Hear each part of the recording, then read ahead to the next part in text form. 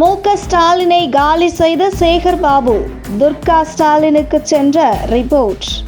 கொளத்தூர் தொகுதியில் நடந்தது என்ன?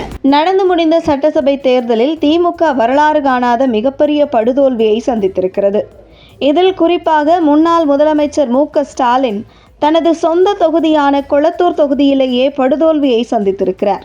குறிப்பாக கடந்த 5 ஆண்டு திமுக ஆட்சியில் தமிழகம் முழுவதும் திமுக மீது கடும் அதிருப்தி மக்கள் மத்தியில் இருந்து வந்தாலும் கூட தன்னுடைய சொந்த தொகுதியான கொளத்தூர் தொகுதிக்கு பல்வேறு நலத்திட்டங்களை வாரி வழங்கி வந்தார் முன்னாள் முதலமைச்சர் மு.க. ஸ்டாலின். அந்த வகையில் கொளத்தூர் பகுதியில் நவீனமயமாக்கப்பட்ட திருமண மண்டபம், பேருந்து நிறுத்தம் என்று பல்வேறு திட்டங்களை செயல்படுத்தியிருந்தார் முன்னாள் முதலமைச்சர் மு.க. ஸ்டாலின்.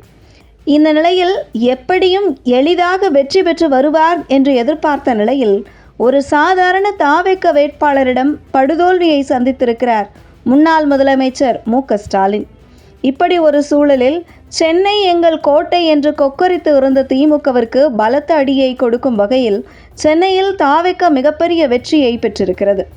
இது குறித்து கடும் அதிர்ச்சிக்கு உள்ளாக்கி இருக்கும் திமுக தலைமை தோல்விக்கான காரணம் குறித்தும் விசாரித்து வருகிறது.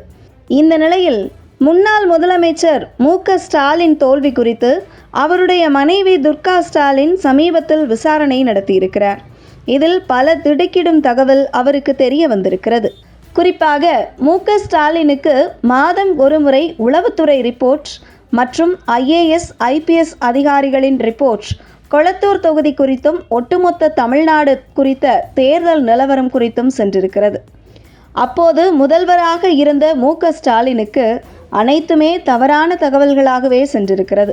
குறிப்பாக கொளத்தூர் தொகுதியில் மிக எளிதாக வெற்றி பெற்று விடலாம், தமிழகம் முழுவதும் நமக்கு சாதகமாக இருக்கிறது, 200 தொகுதிக்கு குறைவாக வெற்றி பெற்று விடலாம் என்று மு.க. ஸ்டாலினுக்கு பொய்யான தகவல் சென்றதை தொடர்ந்து எங்கே தவறு இருக்கிறது, அதை எப்படி சரி செய்ய வேண்டும் என்கிற முயற்சியை கூட எடுக்க முடியாத சூழலுக்கு முதல்வர் தள்ளப்பட்டு இருக்கிறார்.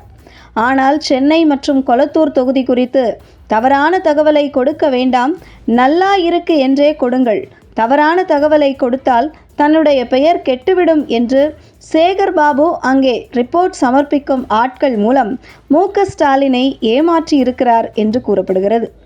மேலும் சேகர் பாபு நடவடிக்கைகள் சென்னை மக்கள் மத்தியில் கடும் அதிருப்திக்கு உள்ளாகி இருக்கிறது. இதுவே ஒட்டுமொத்த சென்னையிலும் திமுக தோல்விக்கு காரணமாக இருந்திருக்கிறது என்கிற தகவலும் துர்கா ஸ்டாலினுக்கு சென்றிருக்கிறது. மேலும் சேகர் பாபுவின் சர்வாதிகார போக்கில் திமுக உள்ளே உட்கட்சி பூசல் அதிகரித்திருக்கிறது. இருந்தாலும் மு.க. ஸ்டாலின் குடும்பத்துடன் நெருக்கமாக இருக்கிறார் சேகர் பாபு.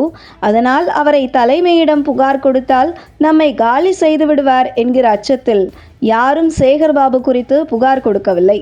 அந்த வகையில் சென்னை திமுகவை ஒட்டுமொத்தமாக முடித்த பெருமை சேகர் பாபுவைத்தான் சேரும். மேலும் முன்னாள் முதல்வர் மு.க. ஸ்டாலின் தோல்விக்கு சேகர் பாபுதான் காரணம் என்கிற ரிப்போர்ட் துர்கா ஸ்டாலினுக்கு சென்றிருக்கிறது.